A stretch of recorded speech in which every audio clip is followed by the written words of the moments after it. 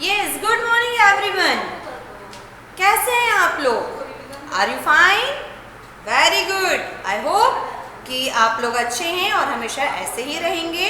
और आज फिर से हिंदी की ऑनलाइन क्लास में हम आपके साथ हैं, है ना? और हम लोग आज पुनः अपने विराम चिन्ह वाले विषय को ही थोड़ा सा आगे बढ़ा रहे हैं। याद है हम लोगों ने अपने इसके पहले वाले लेक्चर में क्या पढ़ा था? विराम चिन्ह यानी कि पंक्चुएशंस। विराम चिन्ह क्या होते हैं, क्यों होते हैं, हमारे लिए क्यों ज़रूरी होते हैं, ये हमको पता होना आवश्यक है। जिस तरह आपके खाने में नमक, आपके श्रृंगार में बिंदी, उसी तरह भाषा में वाक्य की शुद्धता और सही अर्थ के लिए पंक्चुएशन यानी कि विराम चिन्ह आवश्यक होती हैं। अगर किसी भी वाक्य के अंत में या बीच में जहाँ पर भी आप जो भाव प्रकट करना चाहते हैं उसके लिए यदि आप उचित विराम चिन्ह नहीं लगाते हैं तो आपका वाक्य जो है बेटा वो अपना अर्थ खो देता है। कई बार तो अर्थ से अनर्थ हो जाता है। इसलिए सबसे ज़्यादा आप अपनी बात को सही अर्थ प्रदान कर सके विराम चिन्ह आवश्यक होते हैं। अब विराम चिन्ह किसे कहते हैं? विराम चिन्ह यानी कि मौखिक भाषा में आए हुए भाषा या ध्वनि का जो परिवर्तन या जो ठहराव होता है उसे लिखित भाषा में कुछ चिन्ह के द्वारा बताया जाता है और उन्हीं चिन्हों को हम लोग विराम चिन्ह कहते हैं।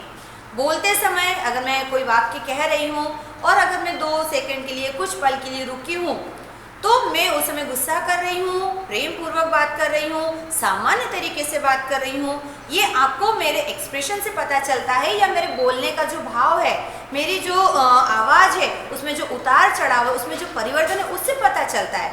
लेकिन यदि मैं अपने मन के भावों को लिख कर प्रेषित करती हूँ, आपको देती हूँ, तो आपको कैसे पता चलेगा कि मैंने आपसे प्रश्न पूछा है ना? कई बार मान लीजिए मैंने मौन धारण कर लिया, अब मैं आपसे पूछ रही हूँ कि तुम कहाँ जा रहे हो, तो मैं आपसे कैसे पूछूंगी? मैंने अगर वो वाक्य लिख कर दिया और मैंने लिखा कि तुम कहाँ जा रहे हो, तो आप उसको नॉर्मल सेंटेंस की तरह पढ़कर ख़त्म कर दोगे। क्यों? मैम आपने तो साधारण वाक्य लिखा है। अगर मैंने पीछे प्रश्नवाचक चिन्ह लगाया है तो आप अपने आप समझ जाओगे, अरे मैम ने एक प्रश्न पूछा, मुझे इसका उत्तर दिए बिना यहाँ से नहीं जाना है ना? तो हमारे बात की स्पष्टता और सही अर्थ के लिए वाक्यों में और भाषा में विराम चिन्ह आवश्यक होते हैं। कई बार विराम चिन्ह जब हम प्रयोग नहीं करते हैं बेटा तो हम कहना कुछ चाहते हैं और सामने वाला कुछ और समझ जाता है।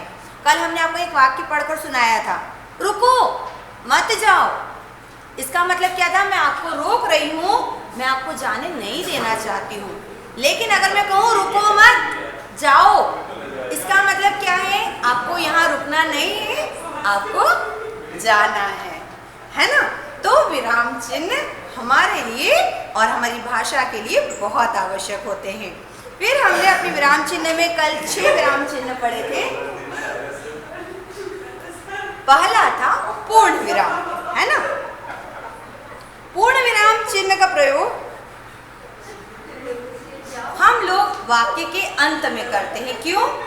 पूर्ण विराम का मतलब होता है बेटा पूर्ण विराम, यानी जहाँ पर वाक्य पूरी तरह से समाप्त हो चुका है, कंप्लीट हो चुका है, वहाँ हम कहते हैं पूर्ण। और पूर्ण हो गया है ये दिखाने के लिए एक खड़ी लकीर वाला चिन्ह लगाते हैं और इसलिए इसे कहते हैं पूर्ण विराम। लेकिन यदि मैं लिखित भाषा में कोई प्रश्न पूछूं कि मैंने प्रश्न किया है तो मैं उस वाक्य के अंत में कौन सा चिन्ह लगाती हूँ? प्रश्नवाचक विराम चिन्ह लगाती हूँ। इसी प्रकार अगर मेरे मन के भावों में कोई आश्चर्य, कोई दुख, कोई तकलीफ, कोई शोक या कोई प्रशंसा का भाव होता है, मतलब मैं एकदम से कोई भाव रिएक्ट करती हूँ, अब मेरे चेहरे को आप यदि नहीं देख पा रहे हैं लेकिन मैंने वो लिखित भाषा में दिया है तो आपको कैसे फील होगा? मैं किसी जो शब्द है या जो भाव है उसके पीछे ये वाला चिन्ह लगा दूंगी और आप समझ जाओगे कि ये विस्मयादिबोधक चिन्ह है। अरे तुम कहाँ जा रही हो, है ना? इसका मतलब है मैं तुमसे प्रश्न पूछ रही हूँ और मैं नहीं जानती थी कि तुम क्यों जा रही हो। ये चिन्ह एक और हमने पढ़ा था अल्प विराम। जब बहुत सारे शब्द वाक्य या भाषा में हो और उन्हें बोलते समय हम कुछ कुछ पल के लिए रुकते हैं, है ना, तो वहां पर वो जो 2 पल का ठहराव होता है, उस ठहराव को कहते हैं अल्प। अल्प मतलब थोड़ा, विराम मतलब रुकना, तो कुछ समय का रुकना यानी कि अल्प विराम। राम, श्याम, गीता, राधा, बहुत सारे हैं। या मान लीजिए कोई वाक्य बोलने के बाद मैं रुक गई, मैं गई और आ गई, तो मुझे 2 सेकंड के लिए सांस लेने को रुकना पड़ा। अब मैं वहां कैसे दिखाऊंगी कि मैं कुछ पल रुकी, तो मैंने अल्प विराम लगा दिया। फिर हमने पढ़ा था निर्देशक चिन्ह। ये जब हमारा वाक्य या हमारी बात किसी को निर्देशित करके कही जाती है, तो वहां पर हम क्या लगाते हैं, निर्देशक चिन्ह। और एक हमने चिन्ह पढ़ा था, ये छोटा वाला योजक चिन्ह। योजक कहाँ, 2 शब्दों को जोड़ने के लिए। जब कोई शब्द जोड़े में होते हैं ना, जो एक दूसरे के बिना आधे होते हैं, जैसे माता पिता, भाई बहन, इनका एक पेड़ होता है, तो उसको दिखाने के लिए, साथ में बनाए रखने के लिए योजक चिन्ह का प्रयोग किया जाता है ना। जैसे आप बोलते दिन रात, छोटी छोटी, लंबी लंबी, है ना, अभी अभी। 2 शब्द अगर एक समान हैं या वो हमेशा जोड़े में लिखे जाते हैं, तो वो योजक चिन्ह के द्वारा दिखाए जाते हैं, ना कि निर्देशक चिन्ह के द्वारा। ठीक है, चलिए अब हम अपना अभ्यास प्रश्न लेखन का कार्य आरंभ कर रहे हैं। अभ्यास प्रश्न लेखन के लिए सबसे पहले सभी अपने पुस्तक में पेज नंबर 126 ओपन करिए। पेज नंबर 126 में देखिए बेटा, पहला अभ्यास प्रश्न जो है वो है सही विकल्प का, है ना। सही विकल्प हम लोग हमेशा से करते आए हैं, तो यहाँ पर हम लिख रहे हैं क वाला। देखिए, पूर्ण विराम चिन्ह, हमें 3 विकल्प अर्थात 3 चिन्ह दिए गए हैं, उसमें से हमें सही वाला विकल्प देखना है, तो उसका सही विकल्प है अ। देखिए वहां पर ऐसा खड़ा चिन्ह दिया, उसके सामने सही कर लीजिए। फिर ख वाला वाक्य देखिए बेटा, प्रश्नवाचक चिन्ह। प्रश्नवाचक चिन्ह कहाँ दिया है, ब नंबर पर दिया है बेटा हमें, इस तरह का, उसे भी सही का निशान लगा लीजिए। विस्मयादिबोधक चिन्ह किस तरह का है, एक सीधी लकीर और उसके नीचे छोटी बिंदी, सही का निशान लगा दीजिए। घ नंबर का वाक्य अल्प विराम चिन्ह है। अल्प विराम चिन्ह कहाँ दिया है, अ वाले में है क्या, विकल्प में नहीं, वो पूर्ण विराम में। स में योजक है और व में हमें अल्प विराम दिया है, तो व वाले विकल्प को सही का चिन्ह लगा लीजिए। अंग में देखिए योजक चिन्ह हमें ढूंढना है, अ नंबर पर देखिए आपको योजक चिन्ह दिया गया है बेटा, तो उसे सही का चिन्ह लगा लीजिए सभी लोग।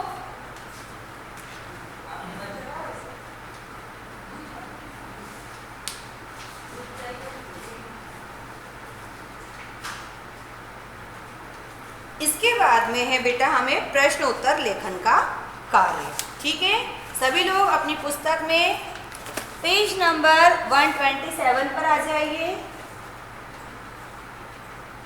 ठीक है, पेज नंबर 127 पर देखिए बेटा, पहला प्रश्न क्या दिया है कि विराम चिन्ह से आप क्या समझते हैं, उत्तर नंबर क।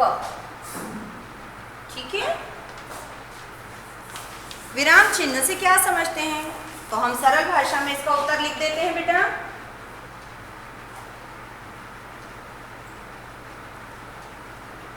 बोलते समय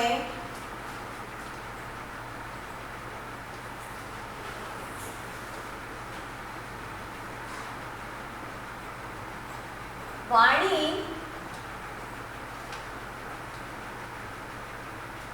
में आने वाले ठहराव या परिवर्तन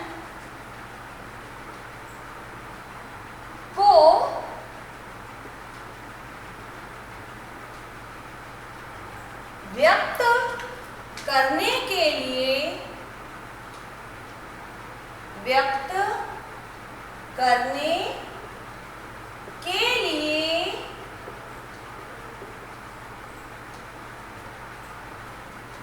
लिखित भाषा में, सभी बच्चों को दिखाई दे रहा है अच्छे से, के लिए लिखित भाषा में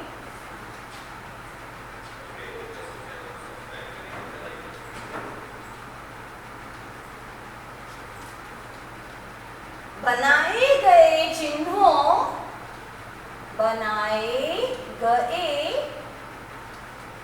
चिन्हों, आधा ह दिखाने के लिए उसके नीचे हलंत लगा दीजिए, को विराम चिन्ह, विराम चिन्ह कहते हैं। पूर्ण विराम, चूंकि यहाँ पर वाक्य पूर्ण हो रहा है बेटा, है ना, इसलिए पूर्ण विराम लगाएंगे। तत्पश्चात उत्तर नंबर ख पर आ जाइए। उत्तर नंबर ख जो है वो हमारा क्या है, प्रश्न पढ़ते हैं। पूर्ण विराम और अल्प विराम का प्रयोग कहाँ किया जाता है? यानी हमें ये लिखना है कि पूर्ण विराम और अल्प विराम वाक्य में किस स्थान पर यूज होता है। तो पहले पूर्ण विराम लिखते हैं। पूर्ण विराम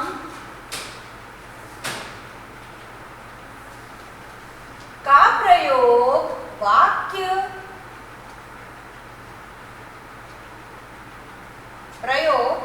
वाक्य के अंत में,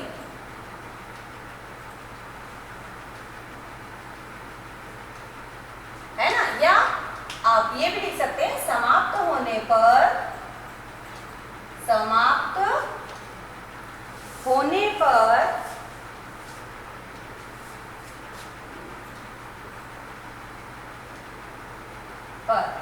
तथा अल्प विराम, अल्प विराम थोड़ी थोड़ी देर में प्रयोग किया जाता है। अल्प विराम का प्रयोग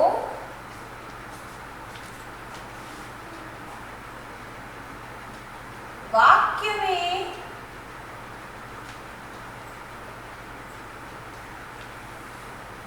एक शब्द को दूसरे शब्द से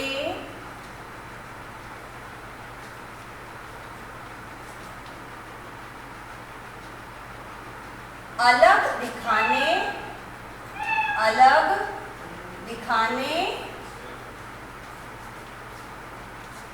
या थोड़ा रुकने के लिए किया जाता है।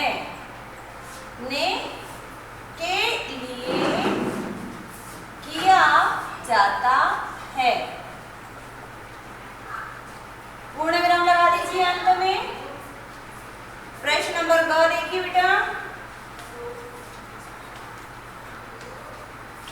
प्रश्न सूचक चिन्ह कहाँ लगाया जाता है? सरल सी बात है। प्रश्न सूचक चिन्ह प्रश्न पूछे जाने वाले वाक्य के अंत में लगाया जाता है ना आसान? चलिए हम इसका उत्तर भी लिख लेते हैं। प्रश्न सूचक चिन्ह प्रश्न पूछे जाने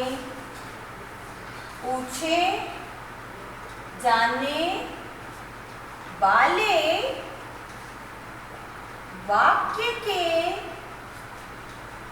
अंत मतलब लास्ट बेटा, अंत में लगाया या प्रयोग किया जाता है। क्योंकि प्रश्न में पूछा है कि लगाया जाता, तो हम उत्तर में भी वही लिख देंगे। अगर वो पूछते कि कहाँ प्रयोग किया जाता है तो हम प्रयोग लिख देते बेटा। प्रश्न नंबर व क्या दिया गया है, जरा पढ़िए सभी अपनी पुस्तक में। योजक चिन्ह का प्रयोग कब किया जाता है? यही प्रश्न है ना। योजक चिन्ह का प्रयोग बहुत सरल है। कहाँ पर किया जाता है? चिन्ह का प्रयोग शब्दों के जोड़ों को परस्पर मतलब आपस में बेटा जोड़ने में किया जाता है, पूर्ण विराम अंत में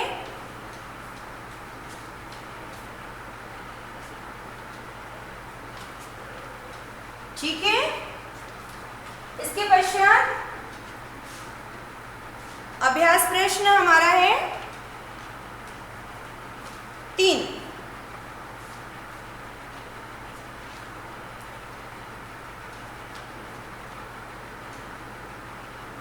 सभी लोग ध्यानपूर्वक अपने उत्तरों को लिख लीजिए।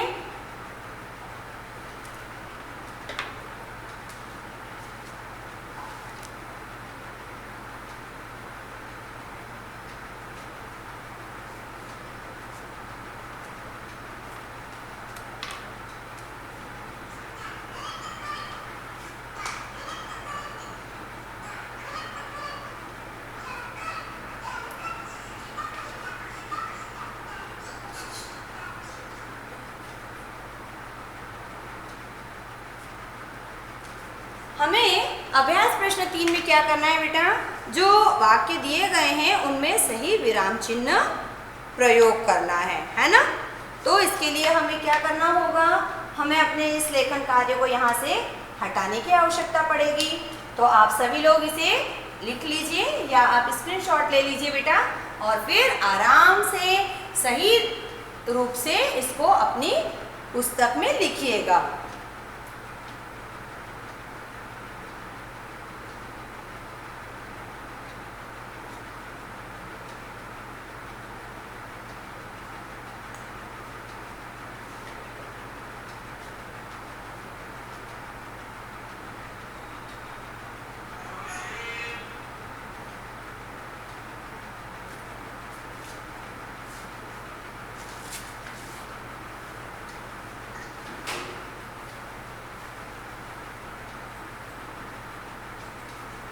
चलिए बच्चों, अब हम प्रश्न 3 आरंभ करते हैं, जिसमें कि हमें वाक्य को पूरा लिखना होगा, जो कि आपकी पुस्तक में लिखा हुआ है ना।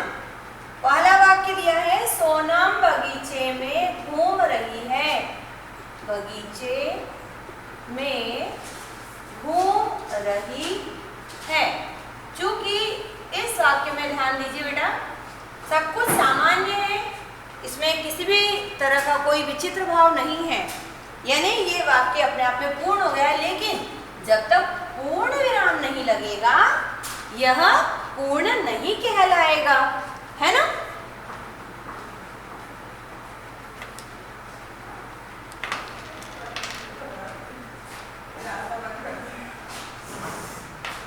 ठीक है, अब हम अगले वाक्य भी लिख लेते हैं और फिर हम साथ में क्या करेंगे, उसमें चिन्ह लगाएंगे।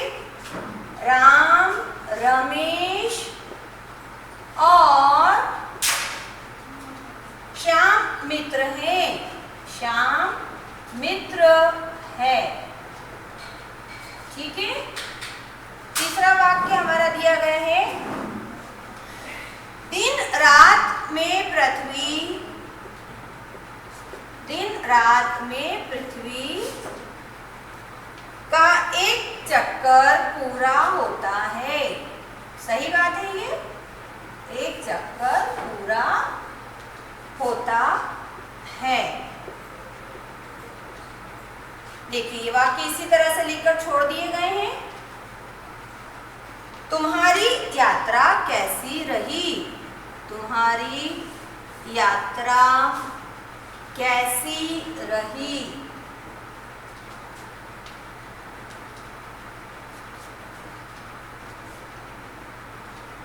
अंतिम वाक्य,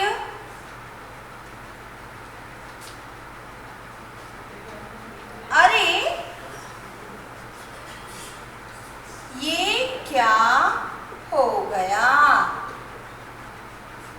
ठीक है, तो ये तो हमारे वाक्य थे। ठीक है ना। अब हमें क्या करना है, इसमें विराम चिन्ह लगाने हैं उचित जगह पर। सबसे पहले राम रमेश, राम रमेश और श्याम मित्र हैं। वाक्य पूर्ण हुआ तो पूर्ण विराम। दिन रात हमेशा साथ में होते हैं, जोड़ा है तो योजक चिन्ह। दिन रात में पृथ्वी का एक चक्कर पूरा होता है। वाक्य पूर्ण तो पूर्ण विराम।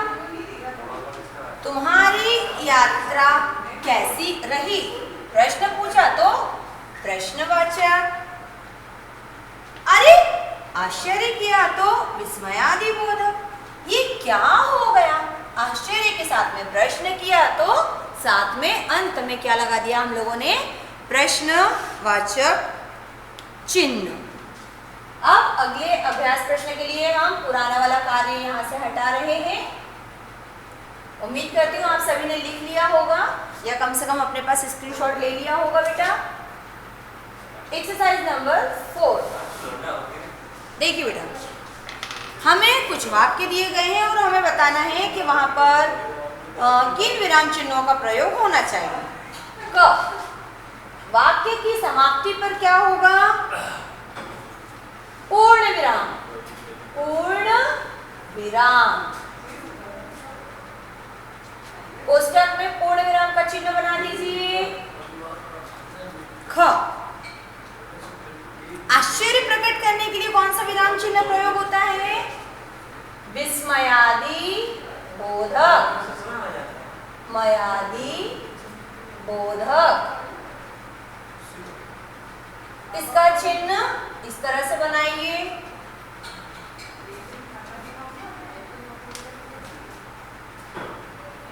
सॉरी बच्चों, सीधी लाइन, छोटी बिंदु। ठीक है। फिर है प्रश्न पूछने के लिए। तो प्रश्न पूछने के लिए हम कौन सा चिन्ह लगाते हैं, कोई बता सकते हैं हमें, प्रश्नवाचक, प्रश्नवाचक। प्रश्नवाचक का चिन्ह इस तरह से बनता है ना, वो थोड़ा सा ऊपर नीचे हो गया था। फिर वह वाला वाक्य, दो शब्दों को जोड़ने के लिए हम कौन सा चिन्ह लगाते हैं, योजक, योजक। इस तरह से योजक चिन्ह बना दीजिए। तत्पश्चात थोड़ा रुकने के लिए, वाक्य में थोड़ी देर रुकने के लिए अल्प विराम, अल्प विराम। ठीक है। इसका चिन्ह ऐसा छोटा सा बनता है, लघु सा। फिर एक्सरसाइज नंबर 5 दी है बेटा आपको कि भाषा में विराम चिन्ह के महत्व पर एक संक्षिप्त नोट लिखिए, है ना। प्रश्न 5 छात्र स्वयं करें।